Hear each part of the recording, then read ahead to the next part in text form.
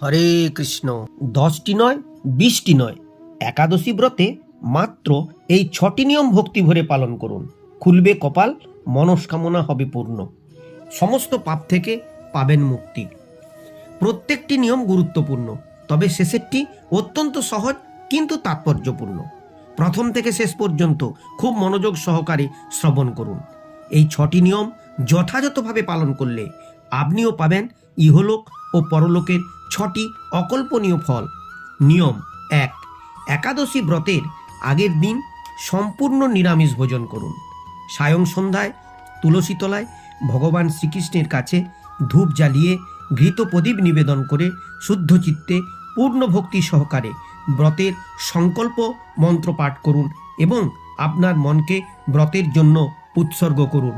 সংকল্প মন্ত্র: একাদশাং নিরাহার স্থিতা অহম অপরেহিনী ভোক্সামি পুণ্ডরীকাক্ষ শরণং মে ভাবাচ্যুত।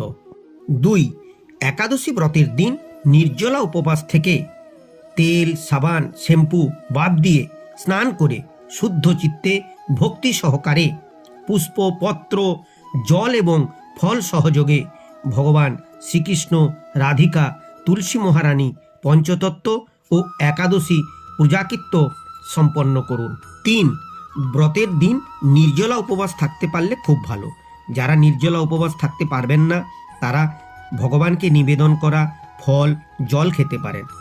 দুধ, ঘৃত, ঔষধ সেবন করতে পারেন। তবে একাদশীর দিন পাপপুরুষ যে পঞ্চরবিশস্যের মধ্যে লুকিয়ে থাকে, সেই পঞ্চরবিশস্য যেমন চাল, গম, যব, ভুট্টা, ডাল, তিল ও মাছ এবং ওই পঞ্চরবিশস্য জাত দ্রব্য সম্পূর্ণরূপে নিষিদ্ধ। মধু সম্পূর্ণরূপে বর্জনীয়। নেশার দ্রব্য যেমন চা, পান, ধূমপান, সুরাপান সম্পূর্ণরূপে নিষিদ্ধ। তবে খুব কষ্ট অনুভব করলে ফলের সাথে বাদাম, পেঁপে, গাজর, কুমড়ো, আলু সিদ্ধ করে লবণ ছাড়া খেতে পারেন। 4, সামান্য কিছু সেবা করার পর যত বেশি সম্ভব ভগবান শ্রীকৃষ্ণের নাম সংকীর্তন ও মালা জপ করুন। হরে কৃষ্ণ কৃষ্ণ কৃষ্ণ হরে হরে, হরে রাম রাম রাম হরে হরে। সাধ্যমতো দুস্থ মানুষদের দান করুন। নিয়ম 5, সন্ধ্যাকালে তুলসী তলায় ভগবান শ্রীকৃষ্ণের কাছে ধূপ জ্বালিয়ে প্রদীপ দান করে একাদশী মাহাত্ম্য অবশ্যই শ্রবণ করুন, পারলে পাঠ করুন এবং শ্রীকৃষ্ণের মুখনিঃসৃত বাণী গীতা শ্রবণ করুন, পারলে পাঠ করুন। সব থেকে তাৎপর্যপূর্ণ অথচ সহজ নিয়মটি হল একাদশী ব্রতের পরের দিন ব্রহ্ম মুহূর্তে স্নান করে পারণের সঠিক সময়ে ভগবান শ্রীকৃষ্ণের কাছে ধূপ জ্বালিয়ে প্রদীপ নিবেদন করে শুদ্ধ চিত্তে পূর্ণ ভক্তি সহকারে পুষ্প, পত্র, জল এবং ফল যোগে পারণের মন্ত্র পাঠ করুন। পারণের মন্ত্র: অজ্ঞান তিমিরান্ধস্য ব্রতে নানেন কেশব প্রসিদ সুমুখ নাথ জ্ঞান দৃষ্টি প্রদ ভব। এইভাবে পূজাকৃত্য সমাপন করুন। এই দিনও কিন্তু নিরামিষ ভোজন অবশ্যই করবেন। এইভাবে ব্রত পালন করলে আপনি অকল্পনীয় 6টি ফল লাভ করবেন।